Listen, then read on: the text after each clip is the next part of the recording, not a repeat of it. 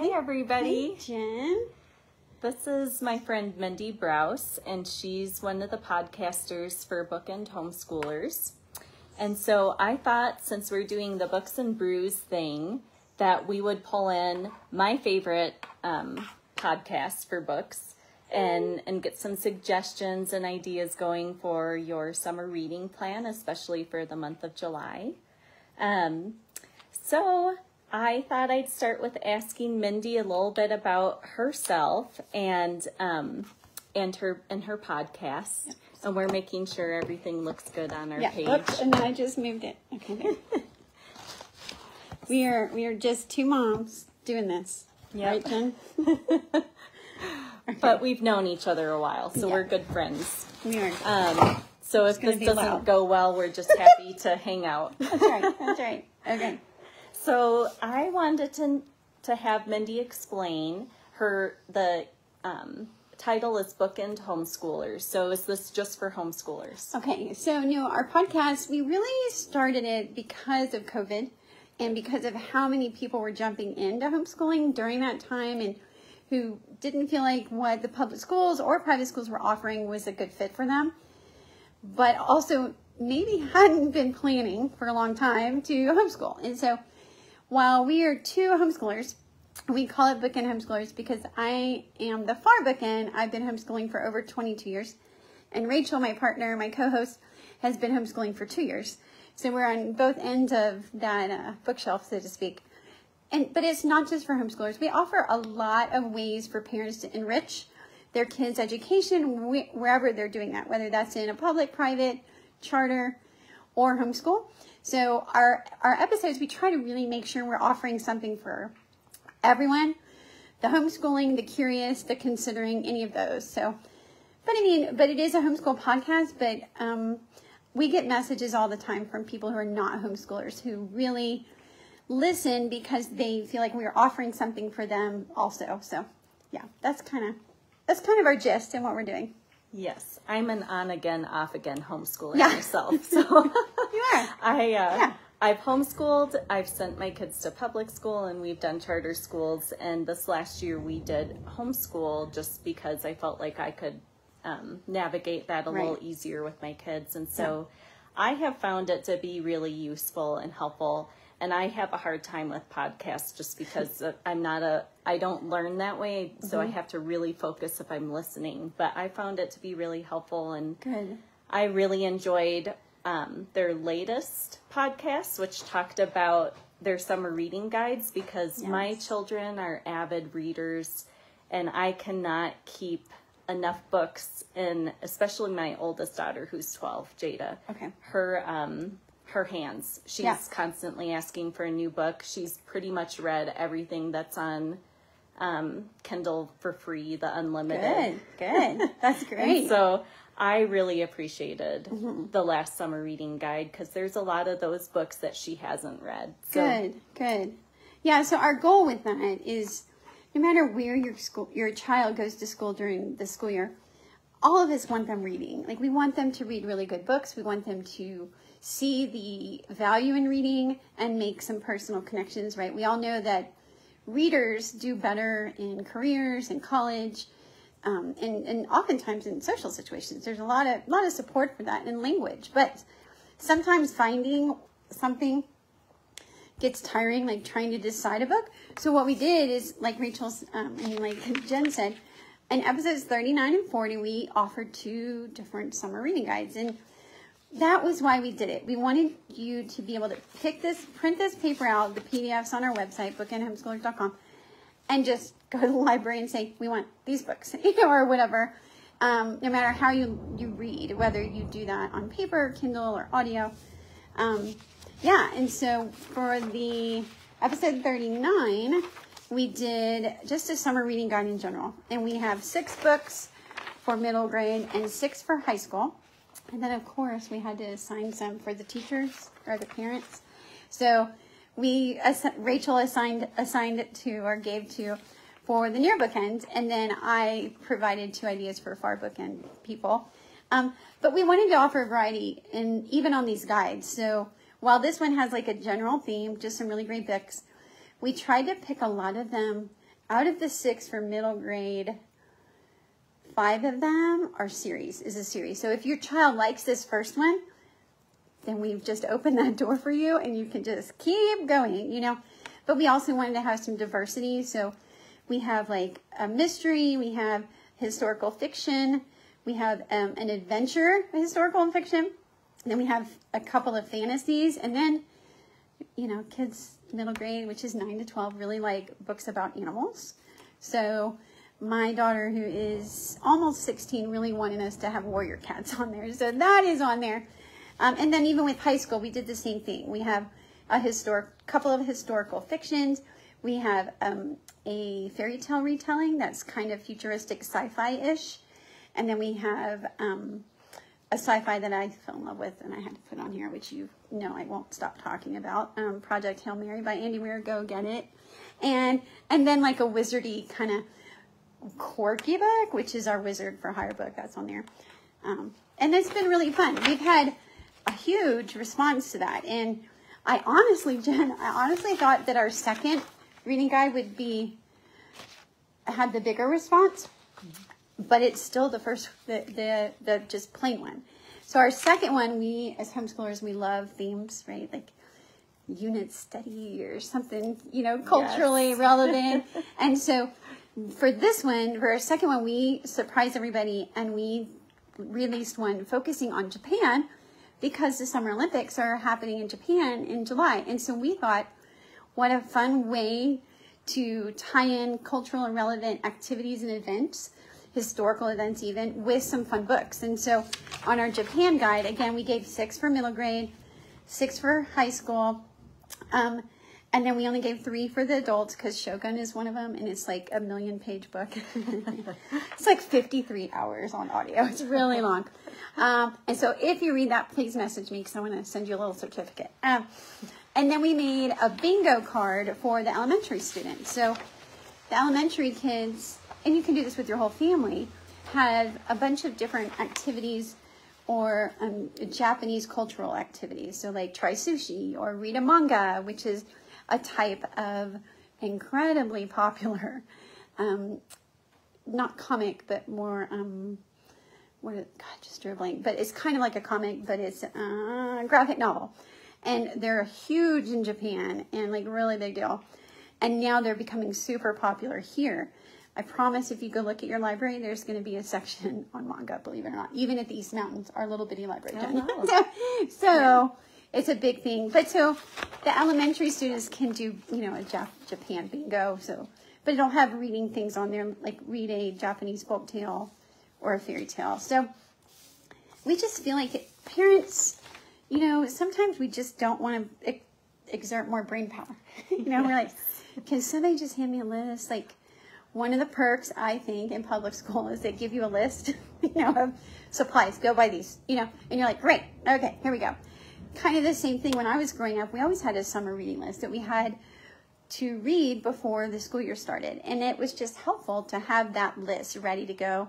And you know what, as a mom, I have 7 kids and we've graduated 4. And sometimes I just don't want to have to think about what to hand them to read. And so we just felt like if you could print out these lists, then you can trust us in the sense that these are really age appropriate, they're fun, they're well written books. Obviously, if it's on the high school list and you give it to your 9-year-old, well, that's on you. You know, which is fine. Some people do that, but we did separate them out on purpose. Project Hail Mary. Oh, look, see, I've already mentioned it twice, Jen. Aren't you proud of me? Is an adult book. And it has like the F-bomb like 3 times in it and like 6 other cuss words. I made my son count them because I wanted to know. And it does mention intimacy. Nothing happens, but you know, that's why it's on the high school list, right? We're not going to I wouldn't hand it to an 8-year-old without you knowing that, right? So I want you to know that. But they're all really great books. Our philosophy, Jen, is if I can't love the books on these lists, even if they're for middle grade, then I'm not going to recommend them to you, even as an adult. Just like C.S. Lewis said, there's a really great quote that I won't quote because I don't have it memorized, but it's a paraphrase kind of a thing, that if any age can't enjoy the book, then it's not a well-written book. So even if it's aiming for middle grade, that means the main character is 9 to 12. So a lot of people think middle grade means like an immature story or not very deep, and that is not true. That is not true at all. Middle grade is actually I feel like one of the best genres to really dive into, because you're not going to be too freaking out about certain events, but it's passionate, heartwarming, hard topics in a really gentle way a lot of the times. And so I feel like we should all be reading middle grade. What it means is the main character is that age, so it will be age-appropriate conversations level. So 9 to 12, high school. In the literature world, is called YA, young adult, and that means usually 14 to 18. But YA, is a little angsty, shocker, teenagers. So if the main character of a book is 16, typically, then you know that it's an appropriate book for a 16-year-old. But that's kind of how these books, that's how the literature world plays out with all of it. But we've had a huge response, and I had a blast creating these, Jen, because I had to read all these books on Japan, and it was fun. I thought I'd get bored and be like, enough of Japan, but actually it was the opposite. I felt like I really experienced it, and really having kind of like that immersion, in a bunch of books was really, really fun. So I really encourage y'all to pick it up. It's easy, and you can find most of them pretty easily at the library, or on Amazon, because I love Amazon. I do too. But, you can support your local bookstore. Also, we love Tidal Way Books in Albuquerque. They're great. And they often it's a used bookstore, and owned by women, Christian women that I just love, and they're so fun and hilarious. So that's a really great place to go to get books more affordably if you want to own them. And then Page One I think it's on Eubank in Montgomery-ish area, so north, has a really great selection of, I think it has almost all these books. So you can find them. I made sure you can find them, so, because I could read them. I pre-read all of them, so. Yeah. I think it's really helpful, and I think even the recommendations of not being afraid to read these levels of books as adults is a good idea, especially, how many of us are confused by our middle schoolers right now. Yes. So that might help us as parents even to be able to relate, and you can read these books with your kids and have conversations about them. I think all of these books, I fully trust Mindy. I've known her for a long time, and anything she recommends, I know she does a lot of reading, guys. She reads a lot, and she's been doing this for many, many years, more than I have. So I have a lot of books. I have a ridiculous amount of books. Yeah, I mean, this is just our downstairs, and then up in the schoolroom, it's floor to ceiling, like 12-foot ceiling, kind of. It's ridiculous, but I call it our library. So that sounds better. Yeah. Right? It doesn't sound like I have a book problem. It sounds like I've created a library. Yes. That sounds much better. I think that's a great thing, though. I mean, we all should have a library in our house. It is. And I love loaning them out. That's one of the perks, right, of having a friend who loves books and has been homeschooling 22 years. You're like, oh, yeah, I have that book. Come on over. So it works out really well. So what are you reading right now? All right. So, I was really excited to talk about one but I finished it this morning. So, but I'm going to talk about it anyway. I just finished reading on audio, so I do audio a ton. And don't at me that audiobooks are not reading, because that is not true. Go do the research, viewers. Go look that up. Yes, there's a difference between decoding. Yes, but all the benefits of reading are there, and I can get a lot more done. If you're a parent of any kind, any age, no matter how old your kids are, audiobooks will help you get some reading in when you're cleaning, when you're driving people's places, all those things. But I just finished a book called, and it's not out yet, it releases Tuesday, I think. It's called Falling by T.J. somebody I just forgot. But the premise of the book is that an airline pilot's family has been kidnapped, and he has to crash the plane where they tell him, or they'll kill his family. And so it's this thriller I could not stop reading it, and it was super great. But so that was on audio. All right, so then on Kindle, I've been reading a book a friend gifted me, Jen Hayden, All Systems Red. It's a sci-fi book, and she gifted it to me, Jen, because I say I don't like sci-fi, and yet I love The Martian. Is it still going? Yeah, I think okay. So. Oh my goodness. We'll see. The Martian, I love Project Hail Mary, but I'm pretty picky. So she said, I think you'll like this. It's called All Systems Red, and it's about a murder bot. Ooh. Yeah, so just that, right? That sounds awesome. And then on paper, I'm reading The Seed Keeper by Diane Wilson, and this is a Native American story, and I'm really just starting this one. So I always have a few going because there's a difference, right, of sitting and reading a book, holding a book, and then audio, which I can do when I'm falling asleep or I'm cooking, all that. So what about you? What are you reading, Jen? Well, my paper book right now is this book. It's The Spirit Catches You and You Fall Down, and this was recommended to me by a physical therapist that I sit. She's a genetics navigator, and I'm a genetics navigator here in New Mexico, and so we work kind of closely together, helping families navigate the genetics world within our states. So she recommended this one because there's a lot of ethical issues going on within healthcare, and especially, my field is palliative care right now, and we can oftentimes have this conflict between what a family's goals are for their child and what the healthcare system thinks that should happen for that child. And this one is really interesting because it's about a Hmong child, her American doctors, and the collision of two cultures. That's the tagline. Okay. And this child, the family came to America as immigrants, and they talk about all the cultural issues of where they came from and their belief systems, which are very different than the American culture and belief system, even as far as how they live. They have a dirt floor normally, and the way that they look at when people die, what happens to that person when they die, and so that gets very complicated within the American culture. And then this baby that they had in America ended up having a seizure disorder. And in the Hmong culture, that's what they mean by the spirit catches you and you fall down. So they look at that not as necessary. They're not their name for it is that the spirit catches you and you fall down. So it's a very different way of understanding the medical complexities of what was going on with their child. And of course, the healthcare system wants to treat that disease.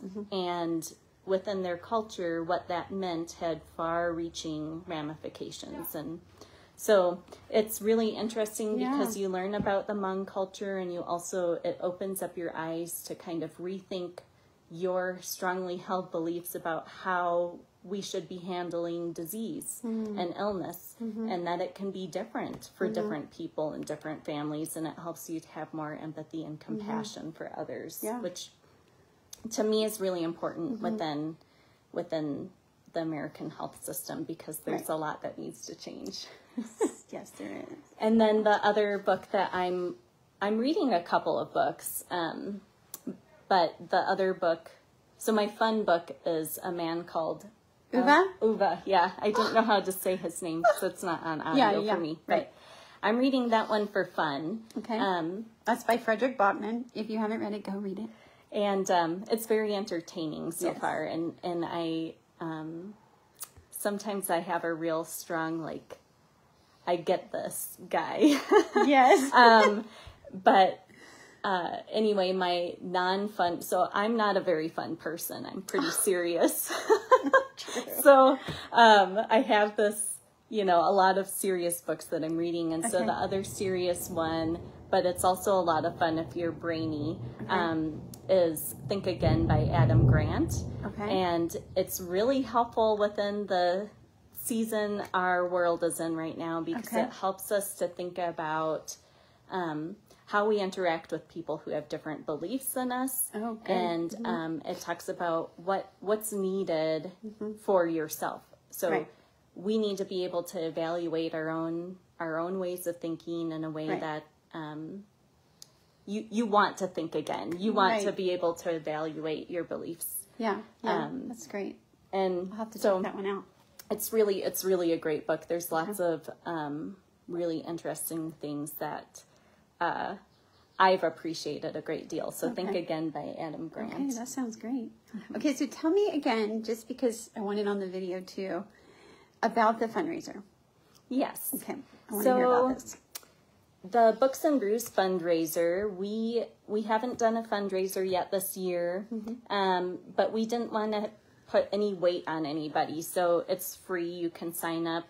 I'll post a link along with the Bookend Homeschoolers link when we're finished here, but we really wanted to encourage people to read. We wanted to give you guys a month, so the month of July, and we want you to think about, what are your reading goals? So stretch yourself a little bit. Think about, what do I typically read in a month? And then say, well, I'm going to do a little more than that, because we want to see the benefit of reading, and we want to help you, encourage you, which is why I pulled Mindy in, because she has such good ideas. We want to encourage you to help your whole family be able to find something. Okay. And so you can certainly give a donation when you sign up for the fundraiser, and that is just to help us support our programs. So a lot of our programs are very small in scope because we're new, but it's all family focused and family driven. So I'm a family member. My son died 2.5 years ago, so I know what it's like to have a medically complex child, and I know kind of what would be helpful, especially during a pandemic for these families. So, and then we also did a needs assessment and surveyed people to see what they needed. So everything that you donate goes directly to these families, and it can be for a respite program. We're hoping to get a grant for an educational program with Dr. Jenny Strovas. And so we're hoping that we can really provide ongoing sustainable support for families with children who are medically complex. And then eventually we want some really big programs, but right now they're small. Right. And so the Books and Brews, how are we getting the brews in there? Yeah. What are we doing for that, Jen? I just wanted to add some spice and fun. Why not? So I thought we would talk about not only the books that we're enjoying reading, and so you guys can put those in the comments. Like, what are you reading? What do you like? What genre? What do you like to read? Give people suggestions in the comments. But then also, I'm thinking about, what better thing to do but than to keep hydrated. Hydration's good. So it's a good thing. What are you drinking these days? What's something fun that you can share with us? And it can be for adults or kids. You go first, because I'm going to grab a can. Okay. Okay, you tell them. Okay. Well, for today, my favorite right now is Spindrift, and I get this at Costco. So I like grapefruit. Not everybody likes grapefruit, but I like grapefruit, and so I usually just drink that straight out of the can. You can also get like flower essences that you can add a little bit, like a drop or two to your sparkling water, and that's really fun too. Or there's bitters, which is like herbs that are in alcohol, and it doesn't really, the amount of bitters you put into a drink doesn't make it an alcoholic beverage. It's just, it has, so sometimes it's really helpful for digestion and things like that. So you could add that to sparkling water. Okay. All right, well, I have two. All right. And mine are both brews. All right. I'm an iced tea addict. Okay. I'm always drinking freshly brewed. It has to be freshly brewed. I don't like bottles or cans of stuff. No. freshly brewed black tea, just plain, no sugar, no flavoring. Fave. My other one is a local favorite. This is 2nd Street Brewing. It's in Santa Fe, and I love it. It's their Bone Shaker. It's an amber beer that I really, really like right now, and it's really refreshing in the summer. Every once in a while on my patio. So, and one of my favorite things to do is to have a brew of some kind and read a book. So, yeah. Perfection. So could my family, if we wanted to do this, could we get like sponsors? Yep. Per book, or like you could say, hey, would you sponsor $2 a book? However many books I read in July, that kind of thing. Yeah, you could. Okay. And you would just, if you wanted to do that, you would just encourage them to go and donate on that link. So you can share the link with your friends and then just say, here's how many books. And they can decide how much they want to donate. And I believe there's a way you can put a note that says in honor of Paul Lewis, for instance, or in honor of Jada, my daughter, or whoever. But so it would be a fun way to do that. We're hoping to do some little giveaways. So I'm thinking we're going to do some scavenger hunts online of different websites and see those 2 local bookstores that Mindy talked about. I'm thinking about purchasing myself a gift card and then seeing who wins the scavenger hunt. And so we're going to hope to make this really fun for everybody. Well, it's like, I love the idea because I feel like it's an all family. Everyone can participate in this fundraiser. And if you got pledges per book for your kids or yourself even, what a wonderful way to help your family. A, read. Yes. B, help a really great cause and spread the word for that. So that's kind of all around winning, Jen. I like it. Yeah, I like it too. And I also like that I get to hang out with my friend. Yeah. Yay, I'm glad you got to come over so we could do this, even in the storm. I know. And you might have heard the thunder. Yeah. So, and this is New Mexico. It's dry. It's a desert. But the last week it's been raining. So it's wild. Yeah, it's very different. So we'll be able, could people comment on here later? The video will be up for a while, right? Yep. And we'd love to hear how you guys do this. You know, what books you read or what you think about how you're going to do it. That'd be really fun to hear back. Yeah, that sounds great. And we will definitely share the links to Bookend Homeschoolers again and how to sign up for the fundraiser. Great. Thanks for having me, Jen. Yeah, thanks for being here. Bye, guys. Bye.